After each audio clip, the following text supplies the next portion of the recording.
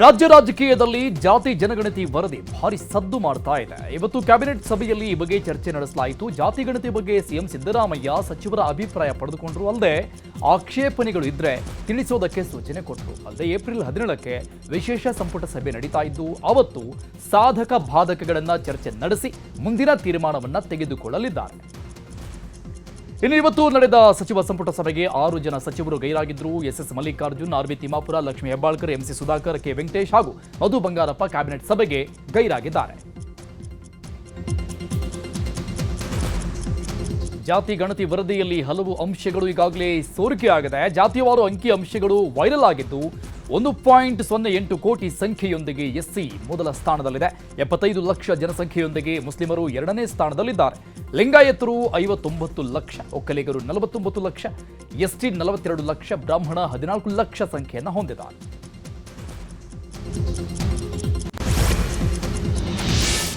ಜಾತಿ ಗಣತಿ ಮಂಡನೆ ವಿಚಾರವಾಗಿ ಮಾತನಾಡಿದ ಸಿಎಂ ಸಿದ್ದರಾಮಯ್ಯ, ಜಾತಿ ಗಣತಿ ವರದಿ ಮಂಡನೆಯಾಗಿದೆ. ಮುಂದಿನ ಗುರುವಾರ ವರದಿ ಕುರಿತು ಚರ್ಚೆ ಆಗುತ್ತೆ. ವರದಿಯ ಶಿಫಾರಸು ಎಲ್ರಿಗೂ ಸಿಕ್ಕಿಲ್ಲ. ಕೆಲವು ಮಂತ್ರಿಗಳು ಶಿಫಾರಸು ನೋಡಬೇಕು ಅಂತ ಹೇಳಿದ್ದಾರೆ. ಹೀಗಾಗಿ ಮುಂದಿನ ಗುರುವಾರ 4 ಗಂಟೆಗೆ ಸಚಿವ ಸಂಪುಟ ಸಭೆ ಇದೆ. ಅಲ್ಲಿ ಚರ್ಚೆ ಮಾಡಿ ಮುಂದಿನ ತೀರ್ಮಾನವನ್ನು ತೆಗೆದುಕೊಳ್ತೀವಿ ಅಂತ ಹೇಳಿದರು. ಇನ್ನು ಇದೇ ವಿಚಾರವಾಗಿ ಡಿಸಿಎಂ ಡಿಕೆ ಶಿವಕುಮಾರ್, ಸಚಿವರಾದ ಸಂತೋಷ್ ಲಾಡ್, ಪ್ರಿಯಾಂಕ್ ಖರ್ಗೆ, ಈಶ್ವರ್ ಖಂಡ್ರೆ ಮಾತನಾಡಿದ್ದಾರೆ.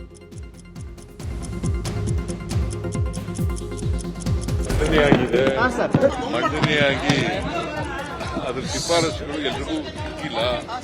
ಅದರಿಂದ ಕೆಲವು ಮಂತ್ರಿಗಳು ಆ ಶಿಫಾರಸುಗಳನ್ನೆಲ್ಲ ನೋಡಬೇಕು ಅಂತ ಇದ್ದಾರೆ. ಅದು ನೋಡಿದ ಮೇಲೆ ಮುಂದಿನ ಗುರುವಾರ 4 ಗಂಟೆಗೆ ಕ್ಯಾಬಿನೆಟ್ ಮೀಟಿಂಗ್ ಇದೆ.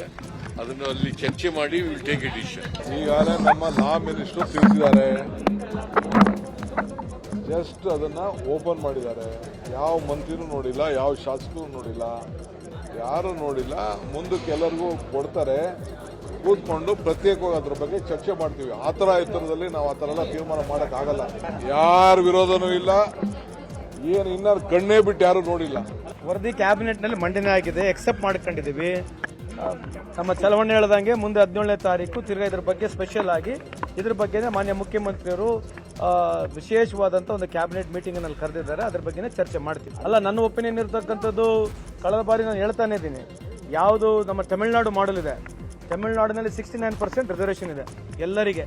ಅದೇನಂದರೆ ಯಾವಾಗ ಈ ಒಂದು ಏನೋ ರಿಪೋರ್ಟ್ ಬರುತ್ತೆ, ತಮಿಳುನಾಡಲ್ಲಿ ಇರತಕ್ಕಂಥದ್ದು ಬ್ಯಾಕ್ವರ್ಡ್ ಕ್ಲಾಸಸ್ ಅಂದ ತಕ್ಷಣ ಯಾವ ರೀತಿ ಸೋಷಿಯಲಿ ಬ್ಯಾಕ್ವರ್ಡ್ ಇದ್ದಾರೆ ಅಂತಕ್ಕಂಥದ್ದು ರಿಪೋರ್ಟು.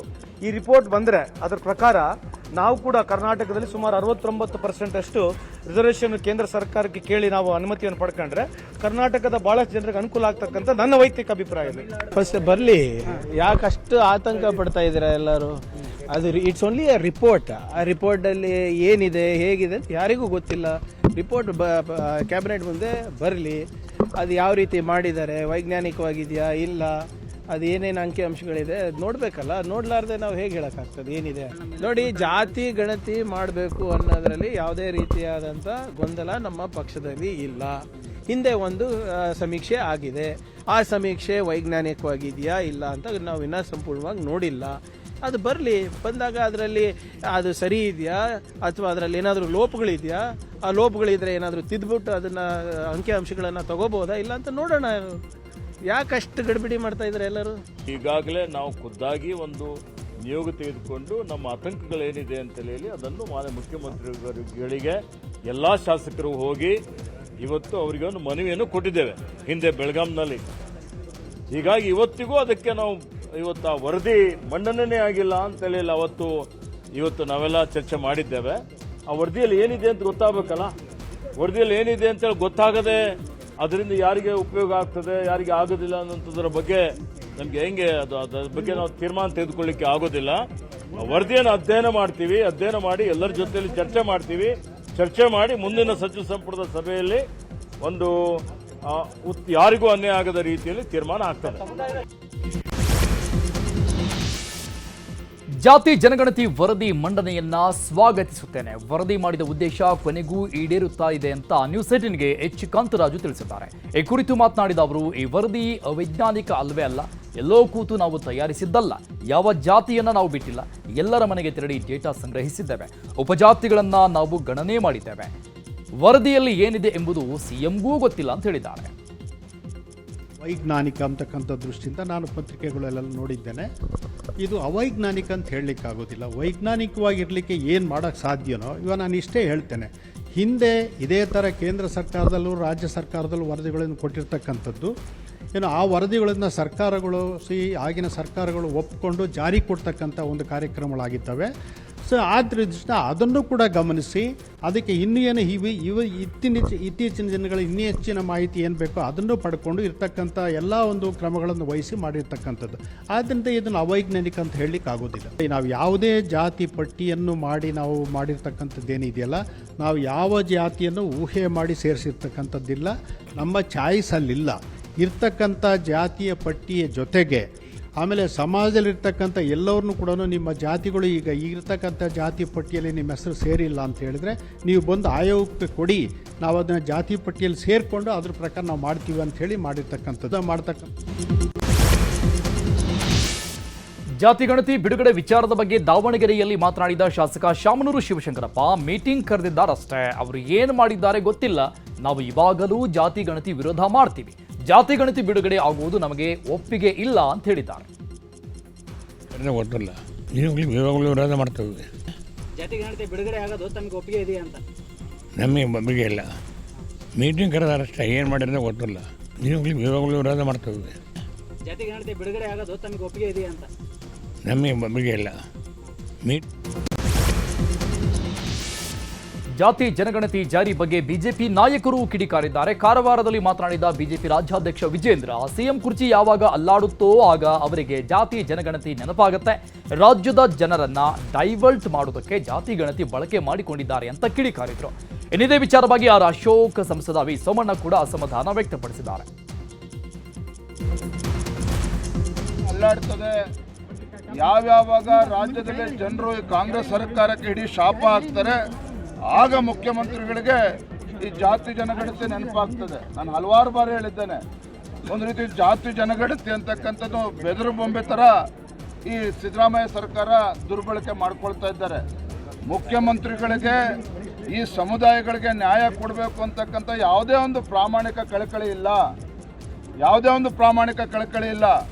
ಇವತ್ತು ವಿಷಯವನ್ನು ಡೈವರ್ಟ್ ಮಾಡ್ತಕ್ಕಂಥ ಸಲುವಾಗಿ ಈ ರೀತಿ ಜಾತಿ ಜನಗಣತಿಯನ್ನು ದುರುಪಯೋಗ ಪಡಿಸ್ಕೊಳ್ತಾ ಇದ್ದಾರೆ. ಅಷ್ಟು ಮಾತ್ರ ಸೀಮಿತ ಆಗ್ತಾ ಇದೆ.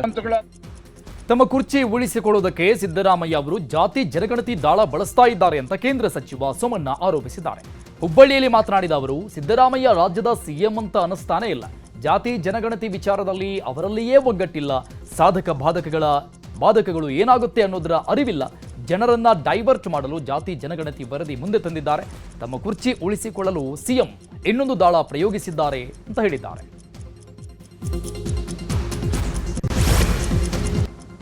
ಈಗ ರಾಜಕೀಯದ ಪ್ರಮುಖ ಸುದ್ದಿಗಳನ್ನು ನೋಡೋಣ. ಬಿಜೆಪಿ ವಿರುದ್ಧದ 40% ಕಮಿಷನ್ ಆರೋಪ ಪ್ರಕರಣ ಸಂಬಂಧಪಟ್ಟಂಗೆ ನಾಗಮೋಹನ್ ದಾಸ್ ಆಯೋಗದ ವರದಿ ಆಧರಿಸಿ ಎಸ್ಐಟಿ ರಚನೆ ಮಾಡಿ ತನಿಖೆಗೆ ವಹಿಸೋದಕ್ಕೆ ಸರ್ಕಾರ ತೀರ್ಮಾನ ಕೈಗೊಂಡಿದೆ. ಎಸ್ಐಟಿ ರಚನೆ ಬಗ್ಗೆ ಸಚಿವ ಸಂಪುಟ ಸಭೆಯಲ್ಲಿ ಮಹತ್ವದ ನಿರ್ಧಾರ ಕೈಗೊಂಡಿದ್ದು 2 ತಿಂಗಳಲ್ಲಿ ತನಿಖಾ ವರದಿ ಜೊತೆ ಕ್ರಮ ಜರುಗಿಸಲು ಗಡುವು ನೀಡಲಾಗಿದೆ. ಸಭೆ ಬಳಿಕ ಕಾನೂನು ಸಚಿವ ಎಚ್.ಕೆ. ಪಾಟೀಲ್ ಮಾಹಿತಿ ಕೊಟ್ಟಿದ್ದಾರೆ.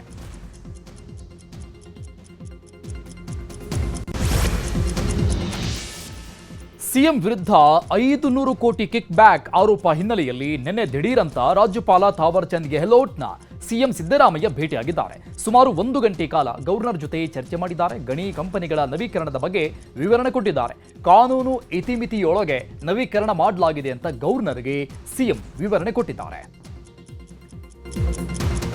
ಇನ್ನು ಗವರ್ನರ್ ಭೇಟಿಯ ಬೆನ್ನಲ್ಲೇ ಸಿಎಂಗೆ ಕಾಂಗ್ರೆಸ್ ಹೈಕಮಾಂಡ್ನಿಂದ ದೂರವಾಣಿ ಕರೆ ಮಾಡಲಾಗಿದೆ. ಕೆಸಿ ವೇಣುಗೋಪಾಲ್ ಸುರ್ಜೇವಾಲ ಕರೆ ಮಾಡಿ ಗಣಿ ಗುತ್ತಿಗೆ ಕಿಕ್ ಬ್ಯಾಕ್ ಆರೋಪದ ಬಗ್ಗೆ ಮಾಹಿತಿ ಕೇಳಿದ್ದಾರೆ. ಜೊತೆಗೆ ರಾಜ್ಯಪಾಲರ ನಡೆ ಬಗ್ಗೆ ಸಿಎಂಗಿಂದ ಸಮಗ್ರ ಮಾಹಿತಿಯನ್ನು ಪಡೆದುಕೊಂಡಿದ್ದಾರೆ.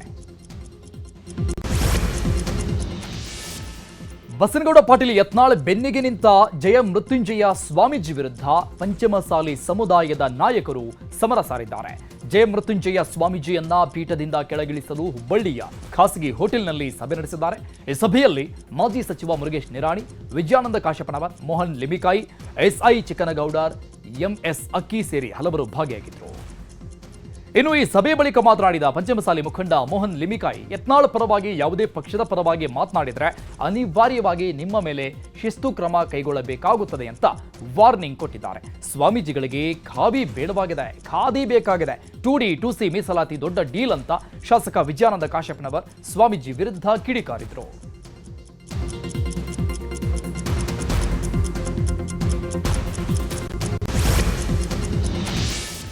ಶಾಸಕ ಯತ್ನಾಳ್ ಹತ್ಯೆಗೆ ಸ್ಕೆಚ್ ನಡೆಸಲಾಗಿದೆಯಾ ಅನ್ನೋ ಅನುಮಾನ ಎದ್ದಿದೆ. ಏಪ್ರಿಲ್ 15ರಂದು ಪ್ರತಿಭಟನೆಗೆ ಕರೆ ಕೊಟ್ಟಿರುವ ಮುಸ್ಲಿಂ ವ್ಯಕ್ತಿಯ ಆಡಿಯೋ ಸಂಚಲನ ಸೃಷ್ಟಿ ಮಾಡಿದೆ. ಪ್ರತಿಭಟನೆಯ ನೆಪದಲ್ಲಿ ಯತ್ನಾಳ್ ಮನೆಗೆ ನುಗ್ಗುವುದಕ್ಕೆ ಸ್ಕೆಚ್ ಹಾಕಲಾಗಿದೆ. ಈ ಬಾರಿ ಅರೆಸ್ಟ್ ಆಗಬೇಕು, ಇಲ್ಲ ಯತ್ನಾಳರ ತಲೆಯನ್ನ ಕತ್ತರಿಸಬೇಕು.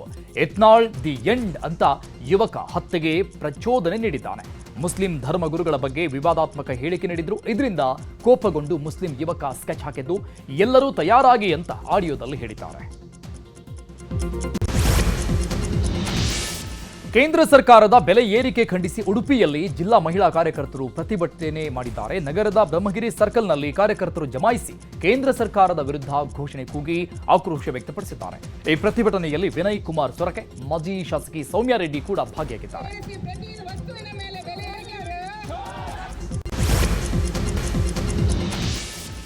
ಬೆಂಗಳೂರಿನ ಚಂದ್ರ ಲೇಔಟ್ನಲ್ಲಿ ನೈತಿಕ ಪೊಲೀಸ್ಗಿರಿಗೆ ಸಂಬಂಧಪಟ್ಟಂಗೆ 4 ಚಂದ್ರ ಲೇಔಟ್ ಪೊಲೀಸರು ಬಂಧಿಸಿದ್ದಾರೆ. ಹಿಂದೂ ಯುವಕ ಜೊತೆ ಬೈಕ್ನಲ್ಲಿ ಮುಸ್ಲಿಂ ಯುವತಿ ಕುಳಿತುಕೊಂಡಿದ್ದು. ಈ ವೇಳೆ ಅಲ್ಲಿಗೆ ಬಂದ ಮುಸ್ಲಿಂ ಯುವಕರು ಹಿಂದೂ ಯುವಕನ ಜೊತೆ ಸ್ನೇಹ ಯಾಕೆ ಅಂತ ಕಿರಿಕ್ ತೆಗೆದಿದ್ದಾರೆ. ಅಲ್ಲದೆ ಯುವತಿ ಜೊತೆಗಿದ್ದ ಯುವಕನ ಮೇಲೂ ಹಲ್ಲೆಗೆ ಯತ್ನಿಸಿದ್ದಾರೆ. ಸದ್ಯ ಈ ಸಂಬಂಧಪಟ್ಟಂಗೆ ದೂರು ದಾಖಲಿಸಿಕೊಂಡ ಪೊಲೀಸರು ಆರೋಪಿಗಳಾದ ಮಹಿಂ, ಅಫ್ರಿದಿ, ವಾಸಿಂ, ಅಂಜುಮ್ನನ್ನ ಬಂಧಿಸಿದ್ದಾರೆ. ಬಾಗೇಪಲ್ಲಿ ಶಾಸಕ ಎಸ್ಎನ್ ಸುಬ್ಬಾರೆಡ್ಡಿ ವಿರುದ್ಧ ಅವಹೇಳನ ಪ್ರಕರಣದಲ್ಲಿ ಜೆಡಿಎಸ್ ಯುವ ಬ್ರಿಗೇಡ್ ರಾಜ್ಯ ಕಾರ್ಯದರ್ಶಿ ಮುದ್ದಲಪಲ್ಲಿ ರಾಜಾರೆಡ್ಡಿ ಎಂಬುವರನ್ನ ಪೊಲೀಸರು ಬಂಧಿಸಿದ್ದಾರೆ. ಚುನಾವಣಾ ಸಮಯದಲ್ಲಿ ಸುಬ್ಬಾರೆಡ್ಡಿ ವಿರುದ್ಧ ಅವಹೇಳನ ವಿಡಿಯೋ ಹರಿಬಿಟ್ಟ ಪ್ರಕರಣದಲ್ಲಿ ಬಾಗೇಪಲ್ಲಿ ಪೊಲೀಸರು ರಾಜಾರೆಡ್ಡಿಯನ್ನು ಬಂಧಿಸಿದ್ದಾರೆ. ನ್ಯಾಯಾಲಯಕ್ಕೆ ಹಾಜರಾಗದೆ ಅಗೌರವ ತೋರಿದ್ದರಿಂದ ಕೋರ್ಟ್ ಆದೇಶದಂತೆ ಬಂಧನ ಆಗಿದೆ.